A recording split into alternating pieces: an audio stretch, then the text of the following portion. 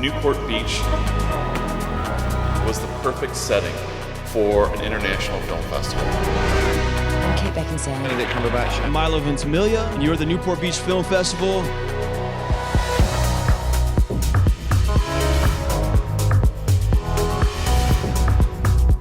You don't have to twist my arm to get me to Newport Beach. It's beautiful.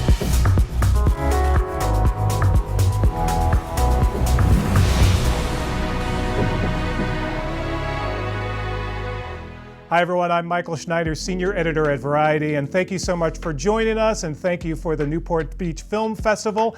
We have an amazing treat for you today. The Lifetime Achievement Award recipient, the one and only comedy icon. You know him, you love him, from SCTV, all the way up to Schitt's Creek right now, Mr. Eugene Levy. Eugene, welcome. Hello, Michael. Thanks. Great to be here. Yeah, and I'm so sorry this is the way of the world, right? Because we should have been partying like over at the resort at Pelican Hill, right? Maybe doing some golf, like relaxing, having a good time. Believe me, I could not have been more excited about the trip to Pelican Hill to receive this and get in a round of golf at that fabulous course. But no, I know. It's just bizarre, isn't it? It's really kind of, it's sad, but when you think about the fact that every single person in the world is going through the same thing, you know. Well, I'm so glad we're still able to do this, and obviously this comes at such an exciting time to talk about the end of Schitt's Creek, but also congratulate you on your second consecutive nomination at the Emmy Awards for lead actor in a comedy. Pretty amazing. Well, that is pretty amazing. I think the headline there was just the number of nominations that we got, and we were just, Danielle and I were both just so thrilled for the show, you know, just the recognition that everyone got on the show. Yeah, to end on such a high note, and it's still just, it's got to be so gratifying and amazing to look at this little show that could. You started in one place and you ended up as this phenomenon. And all of you, especially since you're such a tight-knit family group, must still pinch yourselves at what this became from where it started and from where it ended up.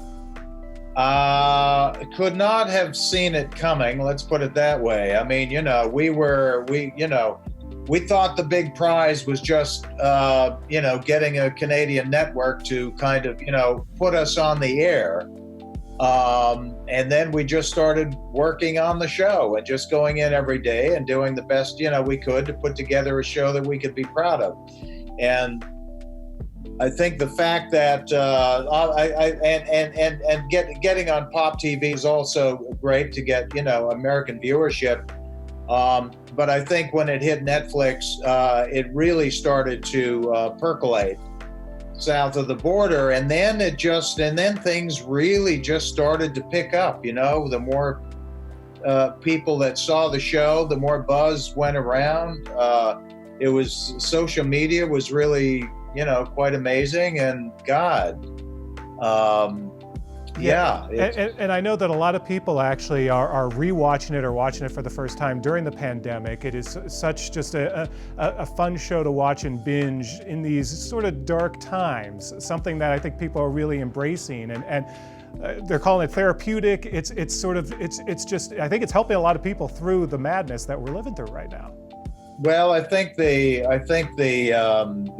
kind of tone of love and inclusivity on the show resonated with the viewers, especially, you know, in the last couple of years, particularly now during this horrible pandemic. I think, you know, people staying at home and doing more binge watching perhaps than normal.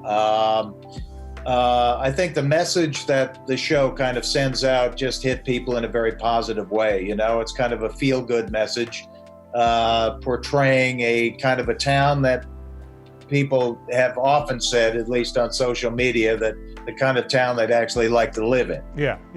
And so much of it's about family. It's about people living together and learning to love each other, both real family and adopted family, and a lot of great messages that we can kind of take with us as we're sort of moving forward in this crazy world.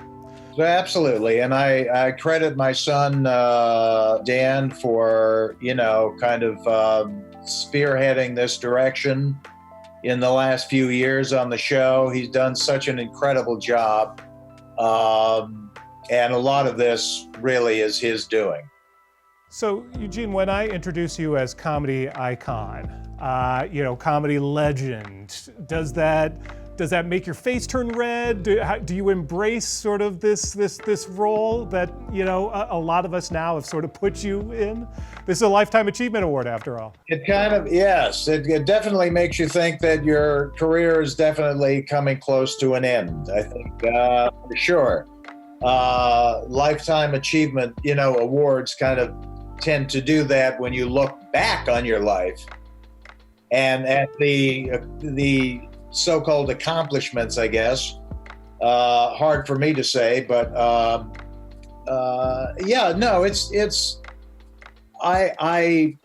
it's always nice when people recognize what you do and like what you do.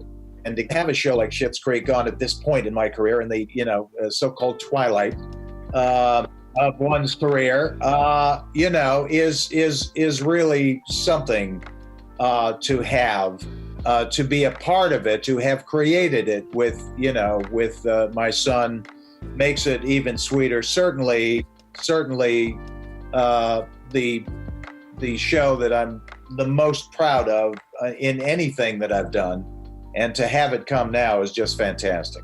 Well, when we look at your career and you look at these amazing peaks, that you have these phases of your career, starting, of course, with SCTV, and then moving on to comedy in the 80s, and then going eventually to the Christopher Guest movies and the American Pie movies, and then all the way to Schitt's Creek. There have been these constant peaks that you've been able to sort of experience throughout your career. It deserves to be explored because I remember as a kid loving SCTV, just loving that whole idea of a faux TV network with all these crazy characters, and the fact that there was this amazing troupe of improv folks who I learned later had known each other for years, and now 40 years later are still working together, blows my mind because I kind of grew up with all of you guys through all these years. SCTV, what sort of things did you learn early in your career that you still hold on to now? What do you still sort of grab from SCTV that you still use today? I think it even goes just even before SCTV. I think a lot of it had to do with getting into the Second City Theater when they opened up. For us, it was in Toronto. Second City, of course, opened in Chicago in 1959 and was an institution by the time it came to Toronto. But when they came to Toronto, and a bunch of us kind of got into that theater, that was the best school of comedy that one could ever have had. And I was so fortunate to have been involved in that theater and just learned some great lessons about comedy that kind of stayed with me. Certainly anybody that was in Second City, those lessons stay with you throughout your career, in both in terms of writing and performing. So that was the beginning of when, even if as a kid growing up, you thought of yourself as funny, or even other people thought of you as funny, that funny they were talking about was so kind of raggedy ass. You know what I mean? It wasn't a honed comedy. Second City kind of honed your comedy skills in a terrific way, and also established a kind of comedy that stayed with me through my career, which is character comedy and getting your laughs through character. Character first, which I think has been a lesson that I've seen in all the things that you've done, including the Christopher Guest movies that you co-wrote, that you had such a big part of. And obviously, we always wonder, like, how much writing was there in those movies. A lot of it was improv. It sort of took the best of all the worlds that you've honed over the years, both improvisational comedy, but also character-based comedy. Yeah. Well, what Chris and I did was we scripted an outline. We took the idea that the ideas that we had for these movies, and we formed a story and broke it down into how does this story get told, scene by scene by scene by scene. So we kind of created the information that had to come out in every scene in these movies. And if there was a particularly funny line or a joke that we thought of while we were doing it, we would put that in the outline. But the information that characters had to come out with in these movies was completely improvised by them. How they came out with this information was up to them.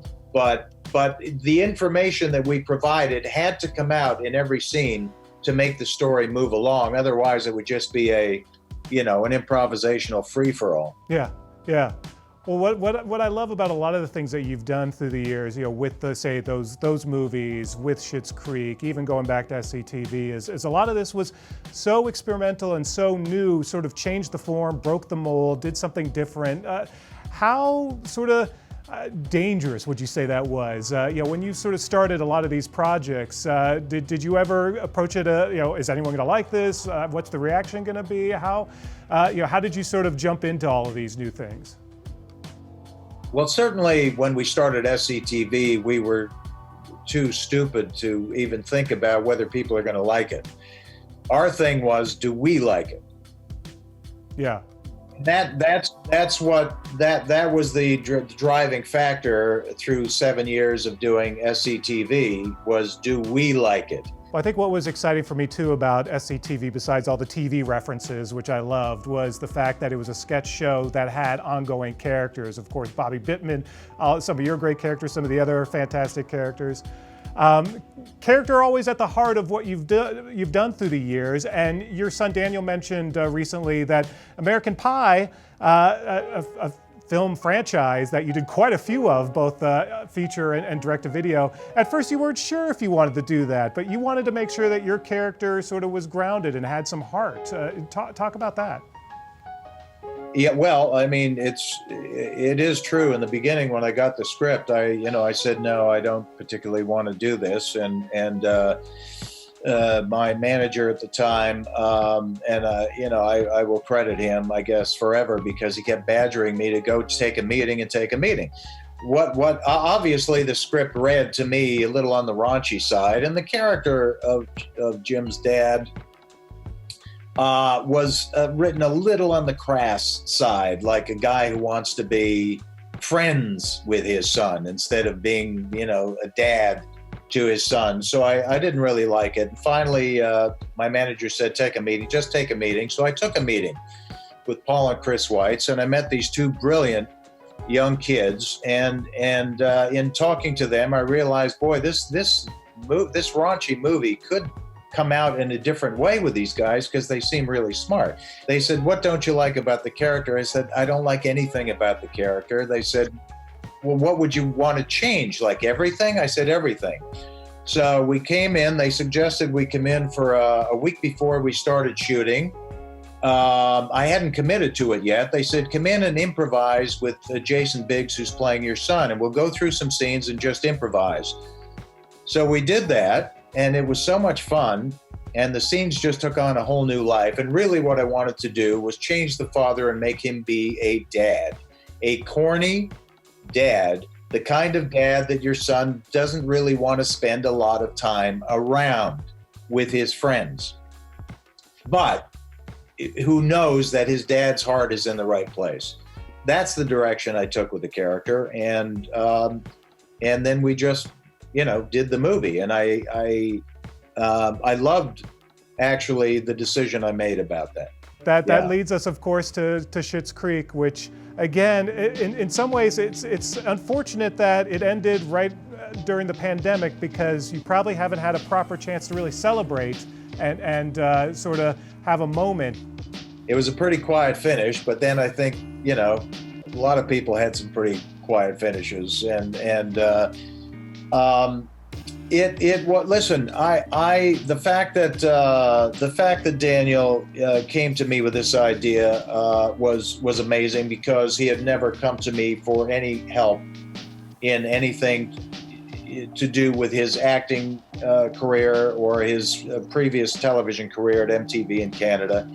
I kept offering, can I help you with this? Can I help you with your lines? Do you want, no, I've got it. And he never came to me, because he wanted to, really it was important to him to prove that whatever he was doing on his own, through, no help of my own. So that was great. So when it finally happened and he said, do you want to work on a show with me? I was really thrilled, and I put a lot of pressure on myself to make sure that whatever this idea was, let's try and get this off the ground. I was going to do my damnedest to do that. And we started working together, and I grew to realize that, boy, he's a good writer, and by the time we got the show on in Canada at the CBC, I had a few doubts as to whether he had the chops to pull off a weekly show in terms of acting and writing and producing.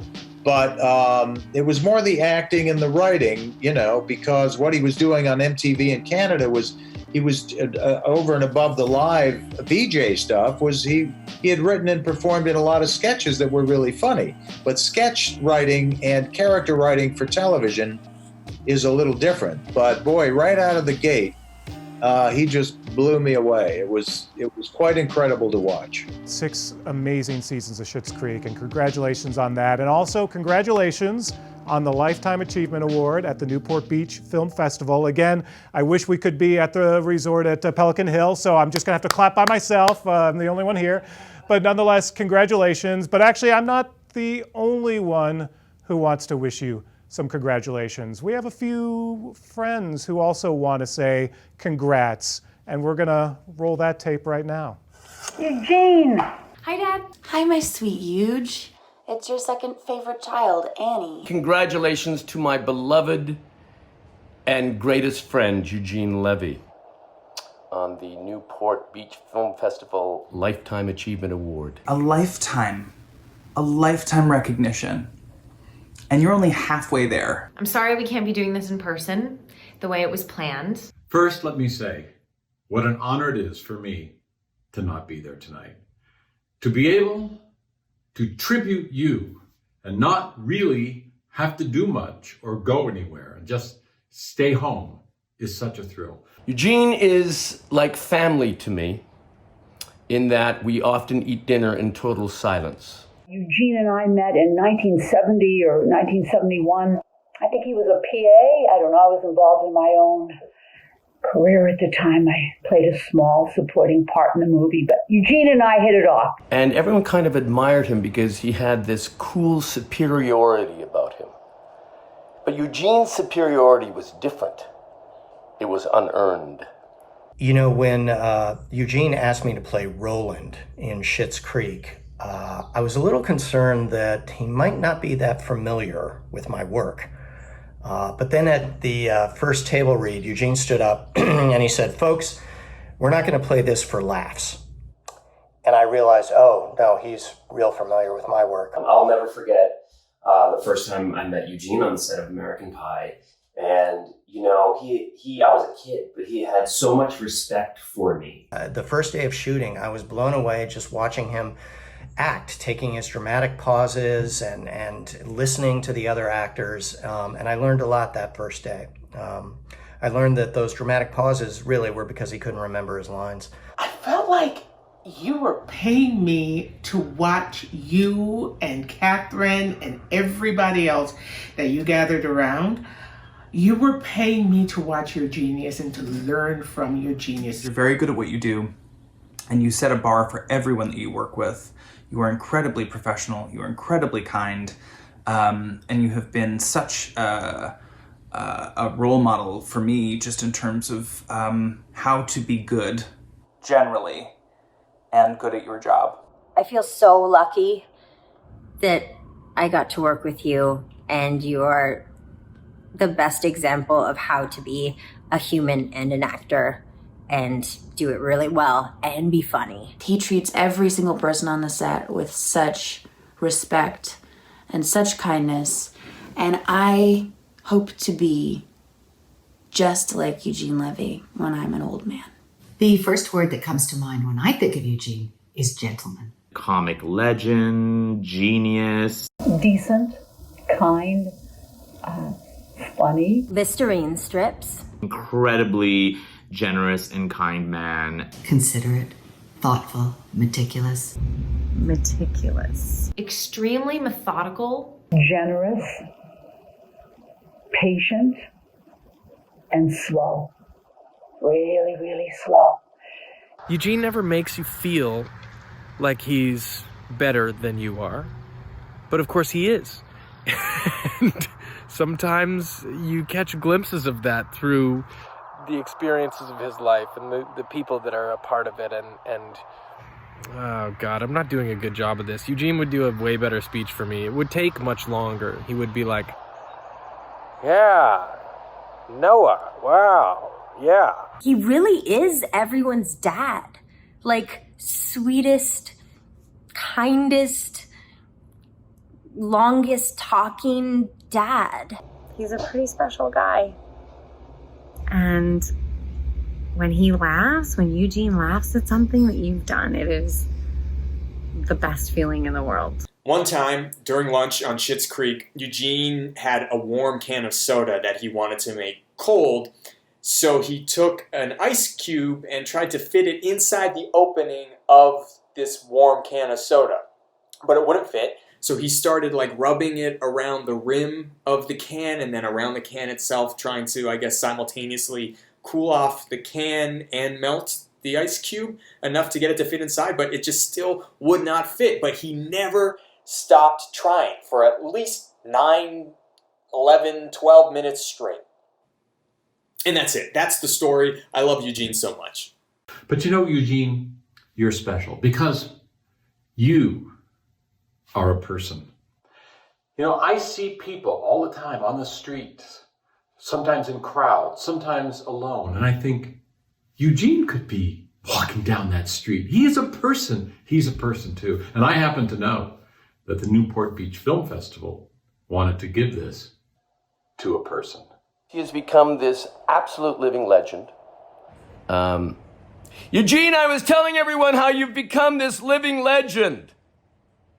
He's been there for every play I've ever done, one-woman shows. Eugene and Deb have supported me like they do all their friends. When I played Hamlet at the Tarragon Theater, Eugene and his wife Deb, they came for opening night, and that meant so much to me to have them there.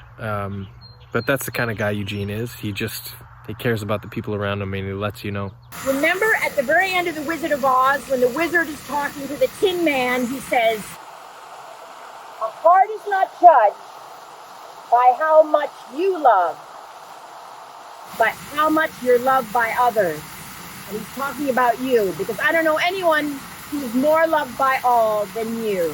You somehow managed to turn the silliest characters into the most heartwarming, likable, charming people. You have an uncanny ability to find the heart in everything that you do, and that is because you are such a loving person. There's no one funnier. There's no one more prolific as a writer. There's no one smarter, and there's no one kinder.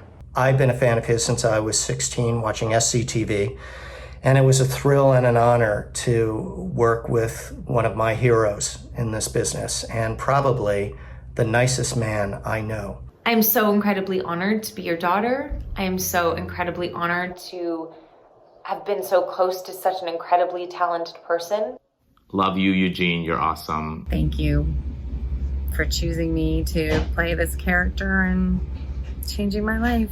Thank you for the opportunity that you gave me, for the support that you gave me, for the love and the care that you extended my way. I love you. You are the absolute best. I'm the luckiest girl that I got to work with you. He taught me so much about comedy, about life, and yeah, I'm gonna miss him. I'm really gonna miss him. Baby, Yeah, baby. what are you doing? I'm saying just some words about Eugene for this for the lifetime in memoriam thing they do. Baby, this is for the Newport Beach Film Festival. This is a Lifetime Achievement Award.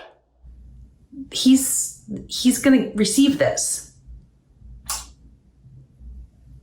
Oh, what? Oh, thank God. Oh my gosh. Well, I really thought, he's pretty old, so. Okay, God. Oh, it's a Lifetime Achievement Award. Well, that makes sense. Well deserved, Eugene. That's such great news. Happy birthday, Eugene. Yeah, happy birthday. Anyway, happy birthday and happy Lifetime Achievement Award. Congratulations on this much-deserved Life Achievement Award. You are a great writer and a great character actor, the best kind of actor, and a fine gentleman to boot. I love you. God bless you. So congratulations, Eugene. You've made us laugh for many, many years. Congratulations on your Lifetime Achievement Award, Eugene. I love you. I love you so much. Congratulations. And thank you for being such a good friend. I hope you have an incredible night, and I love you. I love you very much, Eugene, and I send all my hearty congratulations to you on your night. And a lifetime. Gosh, those are only given to people who are very, very old. So, Eugene, basically. Okay, there. Look at this. You Are you happy now? Are you happy now? You will be missed. You will be missed. Now it's your turn. Well, it was a good life. It was a good life while I had it. So it's your turn. If you want to say a few things in response to your friends, I honestly, I'm so taken aback by that. That was one of the greatest packages of tributes that I've ever seen. So funny, so sweet. Oh my God. I'm never one to go tapping, my friends for things. I never honestly expected it, but the fact that they, came through and, oh my God, I don't know. I love them. To be honest, I love them all. I love them all. Well, Eugene, congratulations again on everything, and thank you. Actually, I should be saying thank you. Thank you for all the laughs, all the entertainment through the years, and more to come. This is not R.I.P. Eugene Levy. More to come. I cannot wait to see what you do next, including maybe a Schitt's Creek reunion something at some point. We wouldn't mind seeing that one day. I wouldn't rule that out. Would not rule that out. And thank you, Michael, for this really delightful, fun interview. And thank Newport Beach Film Festival for this amazing tribute and just for the effort of just going out and getting all those people just to, say a few words. I mean, I really appreciate the effort, and I feel very honored to have received this Lifetime Achievement Award. So thank you all. Absolutely, absolutely. And thank you everyone for watching. I'm Mike Schneider from Variety. Thanks again. Thank you, Eugene, and take care.